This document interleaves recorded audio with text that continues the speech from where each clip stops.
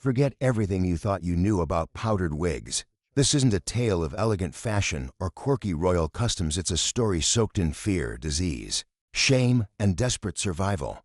Imagine walking through the suffocating streets of 17th century Paris, where the air reeks of perfume, fighting a losing battle against sewage and rot. Heads tower high with elaborate clouds of chalky curls, each strand whispering secrets no one dares to speak aloud. Beneath the powdered grandeur lies a terrifying truth. These wigs weren't just style statements, they were masks, armor, desperate cover-ups for rotting scalps and crumbling nobility. Behind every powdered masterpiece was a silent scream of someone hiding illness, decay, and the social death that came with it. This was a world where hair was more than beauty, it was power, identity, and worth. Losing it meant losing everything. And so began one of history's most bizarre and extravagant lies, built strand by strand. What if I told you this fashion craze was fueled not by vanity, but by a disease no one understood? Buckle up, because the story of the powdered wig isn't just stranger than fiction, it's darker, sadder, and far more human than you ever imagined. Step back into the pungent, claustrophobic streets of 17th century Europe, a place where beauty was armor, and survival meant never showing your truth. The perfume-heavy air masked a darker scent, human decay. Behind the velvet curtains of gilded palaces and beyond the silken cloaks of nobility, a silent terror was spreading, a disease with no name spoken aloud, yet everyone knew its signs. The great pox, syphilis, a plague not just of the body but of the soul, the status, the face in the mirror. It began with a sore, a rash, barely noticeable, then the horror unspooled. Flesh ate itself from within, noses collapsed, limbs wasted, and hair, once the pride of every man and woman, fell out in pitiful, humiliating clumps. In an age where your appearance was everything, your wealth, your virtue, your place in the world, baldness wasn't just a medical condition, it was a visible verdict, a silent, damning accusation. He is diseased, she is impure, they are finished, you couldn't speak of it. Illness was a private shame, especially this one so intimately tied to moral failure, to whispered sins and forbidden acts. There were no antibiotics, no understanding, only mercury baths, bleeding, and prayer. But even if your soul could be saved, your scalp could not. Hair, the ultimate symbol of vitality, divine favor, and social rank, was gone. And so came the lie. It started small, a false curl here, a padded piece there. Men covered bald spots with clever comb-overs and glued-on tufts. Women weaved extra locks into thinning strands. But shame is a powerful force, and desperation feeds invention. What began as concealment quickly became transformation. The more grotesque the truth, the grander the disguise. Wigs grew taller, wider, whiter, more scented, more sculpted. They weren't fashion, they were salvation. To the world, it looked like elegance. In reality, it was camouflage. These wigs weren't just hiding hair loss. They were masking rotting sores, pocked skin, flaking scalps, the monstrous gifts of a plague no one dared name. And yet, the more elaborate the deception, the more powerful it became. Nobles paraded their powdered crowns like trophies. Their carefully arranged curls didn't just whisper of wealth, they shouted defiance. I am not sick. I am still whole. I am still better than you. Underneath it all, society was decaying. But appearances, it seemed, could still hold the illusion together. This was the beginning of one of the most bizarre and haunting fashion revolutions in human history. Not born from inspiration or artistry, but from panic, from rotting skin, from a desperate need to be seen as clean, powerful, and untouched by the horrors that consumed so many in silence. The powdered wig wasn't a trend, it was a collective cry of fear, painted white and perfumed with lavender, a lie the entire continent chose to wear. Building on this terrifying foundation of disease and shame, the wig soon evolved beyond mere concealment. It became a new face for a crumbling world. In 17th century Europe, where image was everything, your hair didn't just sit on your head, it stood as a living banner of your worth. It told others if you were noble or common, disciplined or sinful, blessed or doomed. And so, as syphilis continued its invisible rampage, taking scalps and souls with it, The powdered wig transformed into something far more dangerous than a cover-up. It became a weapon of identity. To survive in the glittering, knife-edged courts of kings and queens, you needed more than charm or bloodlines, you needed perfection. A flawless complexion, a thick, shining mane. Every inch of your body was under scrutiny. And nowhere was that pressure more punishing than among the aristocracy. There a thinning hairline could unravel your reputation. Baldness didn't suggest bad genes. It screamed sexual sin, moral rot, and social decay. In a heartbeat, it could drop you from power into gossip, scandal, or even exile. And so, the wig rose literally. No longer just a tool to hide illness, it became a symbol of dominion. The higher your wig, the higher your status, the whiter the powder, the purer your image. To be seen in public without one was not just unfashionable, it was political suicide. The wig became your armor, your calling card, your mask. Men and women alike sculpted towering clouds of hair, each curl arranged with militaristic precision. These weren't accessories, they were statements, proof that you belonged, that you had wealth, influence, and access to the finest artisans who could craft your image strand by strand. This fashion hysteria fed itself like fire. The nobles wore wigs to stay in power. The merchants wore wigs to appear noble, even skilled. Workers began powdering up, hoping to climb the ladder through illusion. But the court, the glittering center of European life, was the pulsing heart of this madness. There, to skip the wig was to snub the entire hierarchy. You didn't just reject a fashion, you rejected the king. What had started as a desperate, light-masked disease had now become a uniform of survival. Social armor so essential that no man of ambition, especially among the blue-blooded elite, would dare show his real head in public. Beneath every powdered curl was a silent, shared truth. We are all pretending. Pretending to be whole, pretending to be better, pretending not to be afraid. And so, Europe became a continent of actors, each hiding behind an ornate veil of hair. But the roots of these wigs were tangled in fear, rotted by disease, and fed by a brutal truth: those who looked the part won the world, even if they were falling apart beneath it. But no performance of illusion can survive without a director. And in the grand theater of 17th century Europe, that director was King Louis XIV of France, the Sun King himself, as wigs swelled from whispered shame into grand displays of power. It was Louis who seized the moment and turned personal tragedy into public spectacle. Still a teenager when his once luxuriant hair began to fall out, Louis faced a devastating threat not just to his appearance, but to his divine image. For a monarch who claimed to rule by the will of God, baldness wasn't simply embarrassing, it was blasphemous. So, he did what only a god king could do. He reinvented his head, not with meek patches or modest concealments, but with monuments of hair, handcrafted by an entire army of wigmakers, up to 48 artisans working at once. These weren't wigs, they were crowns of human art, soaring with volume, dripping with perfume, and built with theatrical defiance. Each piece elevated him physically and symbolically.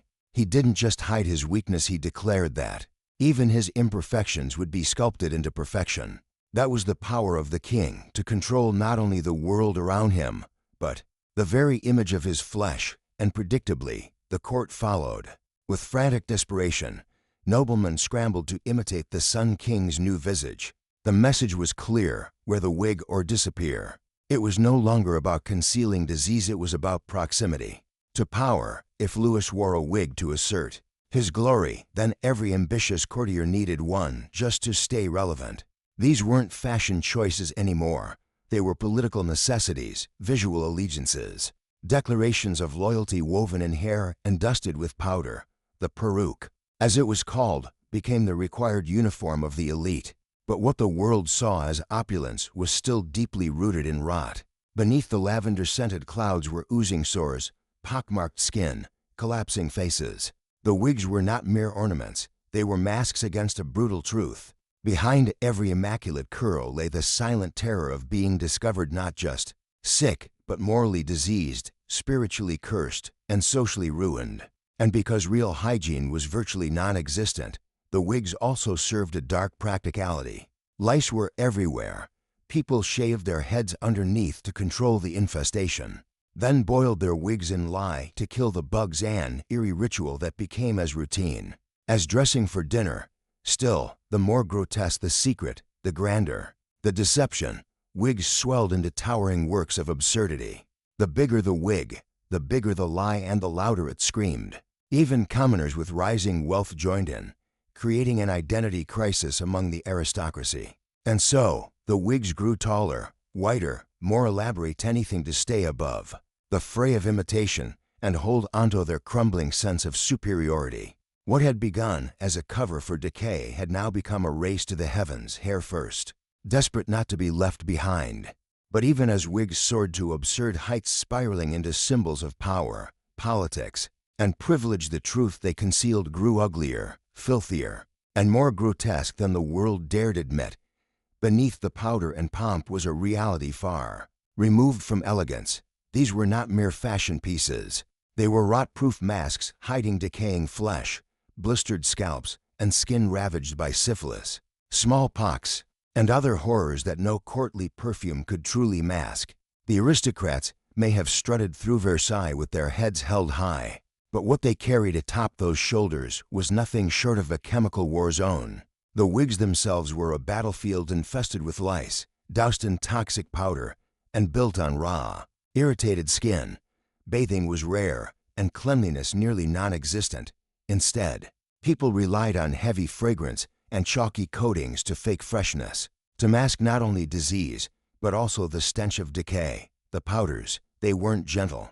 Crushed rice, talcum, starch, even chalk and plaster of Paris were used. Some had textures so abrasive they tore the skin, and to survive the unbearable odor of both scalp and society, wigs were soaked in potent scents: lavender, rose, bergamot, and citrus oils, all desperate attempts to disguise a world where deodorant didn't exist and rot lingered in every corridor. For the poor souls who wore these monuments daily, the process was excruciating. Underneath, their real scalps were shaved bare, partly to accommodate the wigs, partly to rid themselves of lice, and partly out of surrender to disease. The wigs were then boiled in lye to kill parasites before being dried, ray-powdered, and perfumed. This wasn't fashion, it was survival, ritualized and disguised.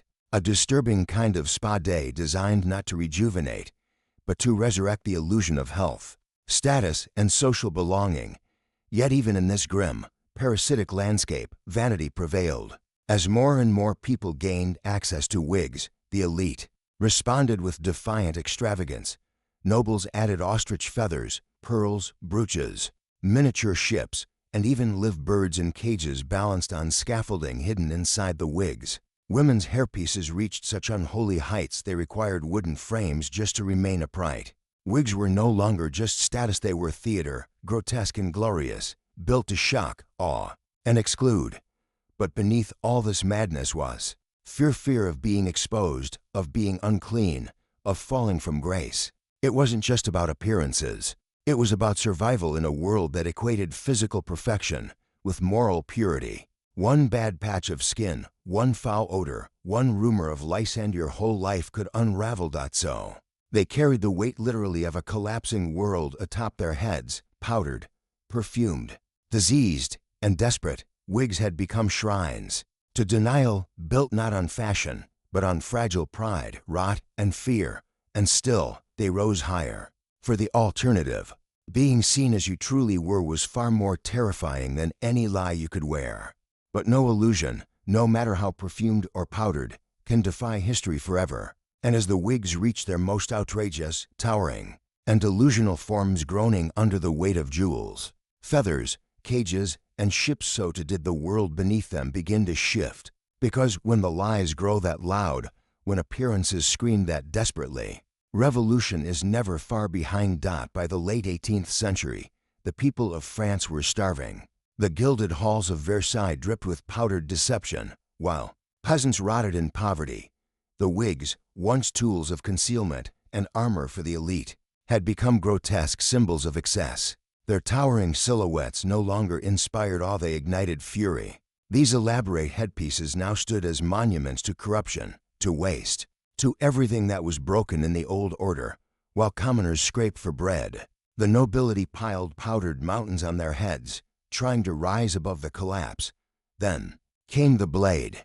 The French Revolution didn't just sever kings from their thrones, it severed wigs from their power. In a terrifyingly swift reversal, what had once been mandatory now became dangerous. To wear a powdered wig during the Revolution was to wear your own death sentence. It was a statement of allegiance to a rotting system, a visual confession of arrogance and greed. The guillotine didn't care about height, wealth, or perfume. One by one, heads rolled, some still crowned with the very wigs they hoped would protect them. Suddenly, natural hair became the new revolution. Shaved heads, cropped curls, and unpowdered scalps signaled virtue, simplicity, and solidarity with the people. Modesty replaced pageantry.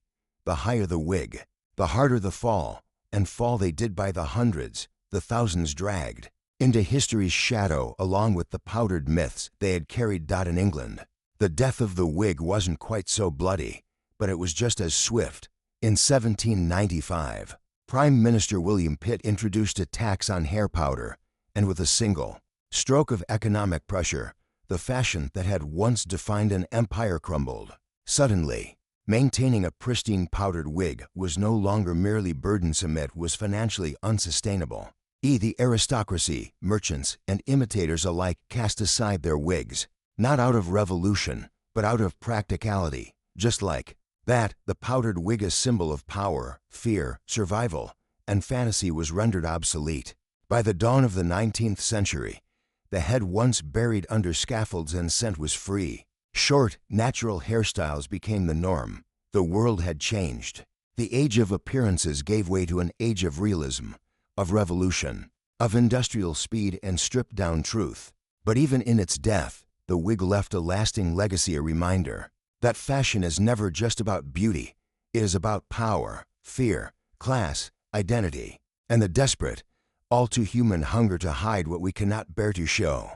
The story of the powdered wig is far more than a bizarre chapter. In fashion history, it's a mirror reflecting the human condition. At its heart, it reveals how fear, shame, and the need to belong can drive entire societies to construct elaborate illusions. The wigs were never just about beauty, they were about survival, status, and hiding weakness in a world that punished imperfection. This history teaches us a powerful truth. When image becomes more important than honesty, we risk losing ourselves. We bury pain instead of healing it. We perform instead of connecting. And we become prisoners of the very masks we create. In today's world, though the wigs are gone, the pressure to appear perfect remains on social media, in careers, in daily life. But the cost of constant performance is emotional exhaustion and isolation. The lesson is clear. Real strength lies not in flawless appearances, but in vulnerability, honesty, and the courage to be seen as we truly are. When we stop hiding, we begin to heal. And only then can we build a world where dignity isn't powdered on but lived, shared, and earned.